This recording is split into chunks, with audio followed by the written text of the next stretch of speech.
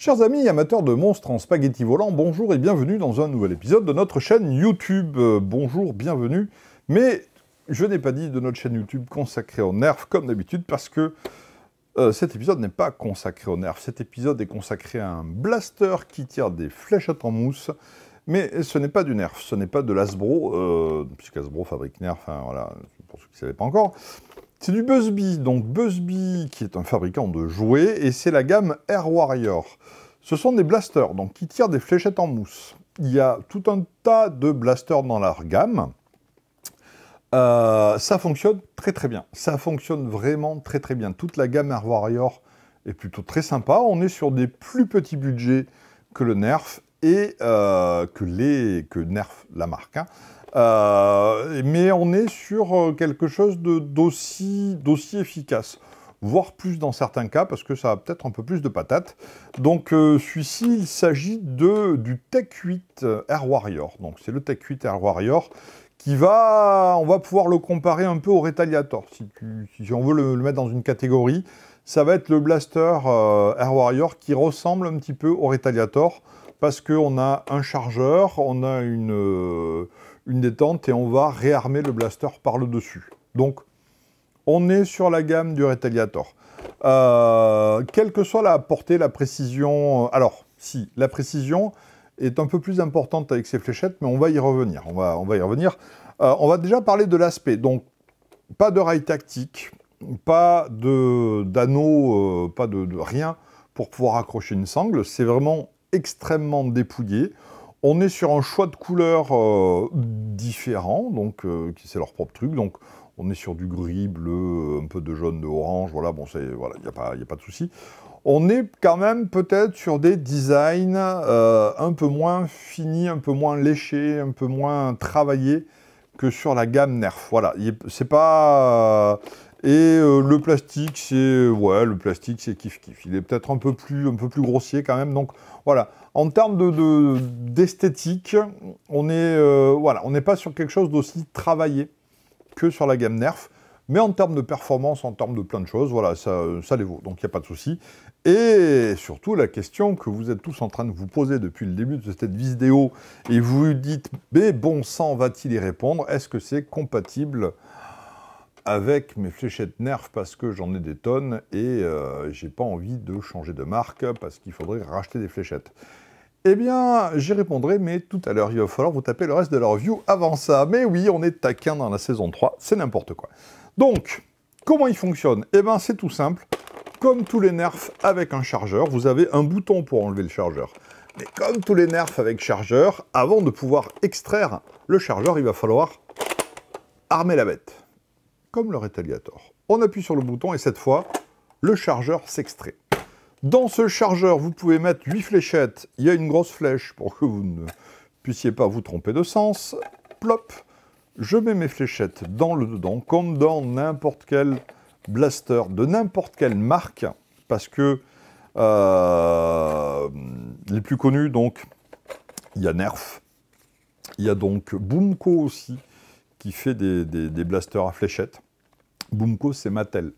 Mais en France, ils ont un peu de plomb dans l'aile sur les Boomco. Il y a Buzzbee avec la gamme Air Warrior, et aussi il y a la Lanyards, qui est un autre fabricant, qui fait encore une autre gamme de blasters, qui sont très sympas. Peut-être qu'on verra du Lanyard aussi un jour ici. Pourquoi pas? On a parlé du blaster et de ce qui changeait par rapport à un Nerf. On va parler de la fléchette. Alors, les fléchettes sont un peu plus grossières aussi en termes de finition. Voilà, on a de la colle un petit peu partout autour de la tête, alors qu'une fléchette Nerf classique, en général, on a le tube en mousse, la tête en plastique, et on a rarement de la colle qui bat. Voilà, ça peut arriver, mais légèrement. Alors que là, on a une belle collerette de colle, mais après, la mousse est à peu près de même densité. Elles sont légèrement plus lourdes.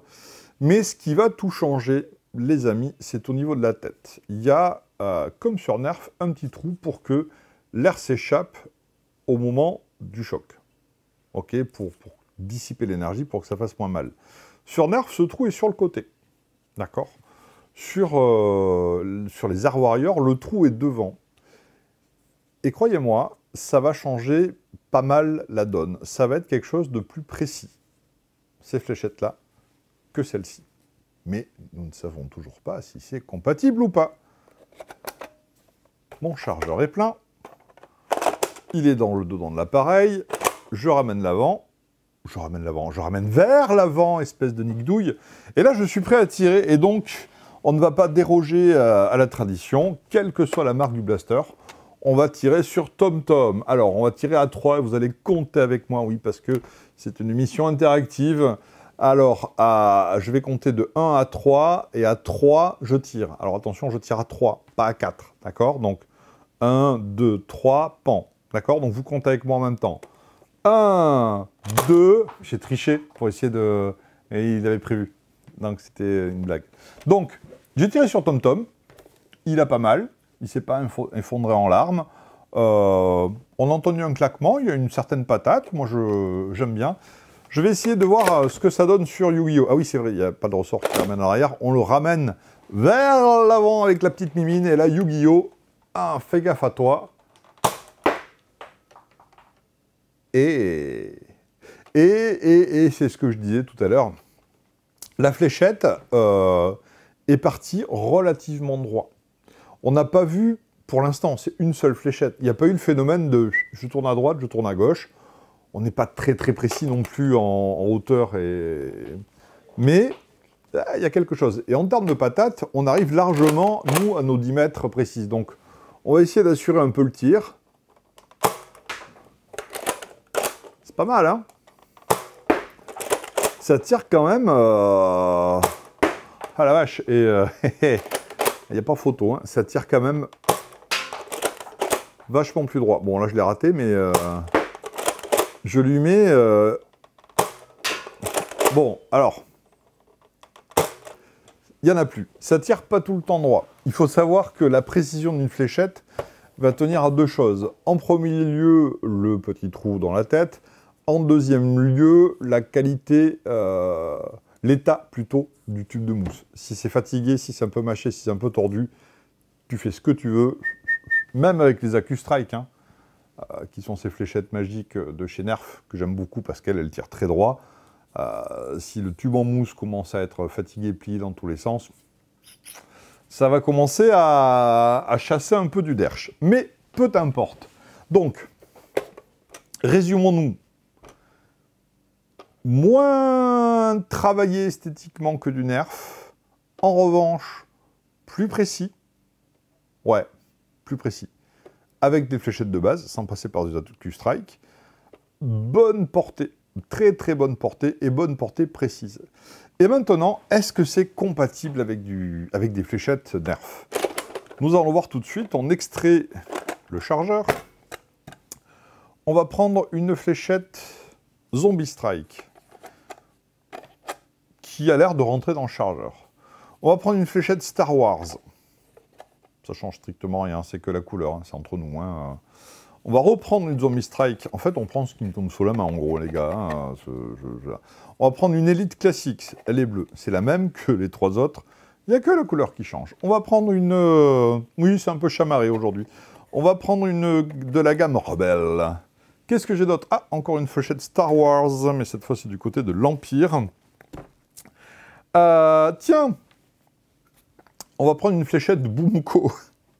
Boomco, vous savez, c'est la fléchette, elle va coller sur un truc plastique.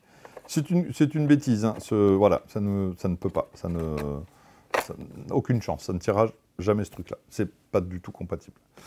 Et on ne va pas prendre une fléchette AccuStrike parce que je vais retirer un autre chargeur après avec les fléchettes AccuStrike une fois qu'on a vérifié si oui ou non c'est compatible. Et d'ailleurs, on essaiera de tirer les fléchettes AccuStrike dans un chargeur Nerf. Si c'est compatible, est-ce que... Là, on va vérifier que les fléchettes sont compatibles, et là, on va vérifier si les chargeurs sont compatibles. Suspense. Roulement de taboulet. Hop! Et tentative de tir. Attention, Yu-Gi-Oh! Accroche 3 au pinceau, je retire l'échelle. J'ai raté.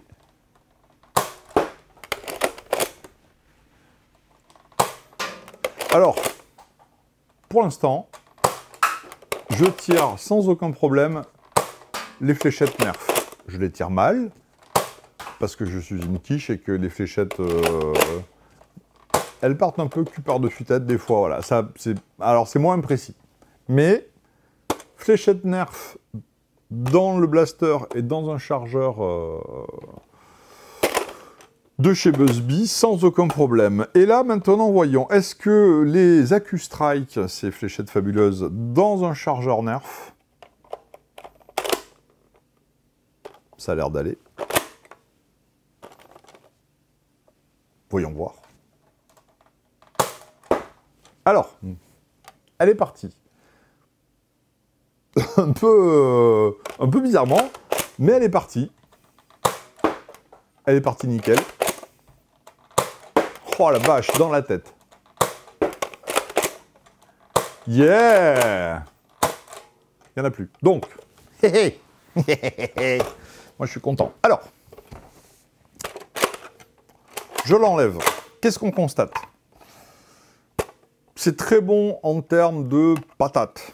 La patate étant l'unité de mesure scientifique de la puissance d'un blaster, je vous rappelle. Donc, patate, check. Compatibilité, check. Oui, c'est 100% compatible avec les chargeurs Nerf, avec les fléchettes Nerf. Alors, allez, on va dire 98% compatible pour peu qu'il y ait un petit truc, ou que la fléchette machin, ou que le modèle bidule. Mais, ouais, grosso modo, avec ça, donc avec ça, on peut tirer des fléchettes Nerf. Avec ça, on peut mettre des chargeurs Nerf. Ce qui veut probablement dire que c'est également rétro-compatible que dans un blaster Nerf, on devrait pouvoir mettre ça, et on devrait pouvoir également mettre les fléchettes qui sont là-bas, les fléchettes de chez Buzzbee. Donc, ben ouais, si vous avez un plus petit budget, ou, bon, c'est pas non plus excessif, un Nerf, mais il me semble que ça se trouve moins cher. Ça se trouve plus difficilement, par contre. On n'en voit pas partout des Air Warrior, on n'en voit même pas beaucoup. Bon, donc, c'est pas une énorme concurrence pour Nerf, non plus, pas en France, en tout cas. Dans d'autres pays, oui, mais... Donc, si vous posiez la question, si vous avez envie, il y a du Air Warrior par chez vous, vous pouvez prendre de l'Air Warrior, vous pourrez toujours jouer avec vos amis, avec les mêmes fléchettes, vous allez toujours pouvoir vous échanger les chargeurs, c'est comme vous voulez. C'est une question de look, une question de goût, ça c'est chacun le voit comme il l'entend, mais sans problème.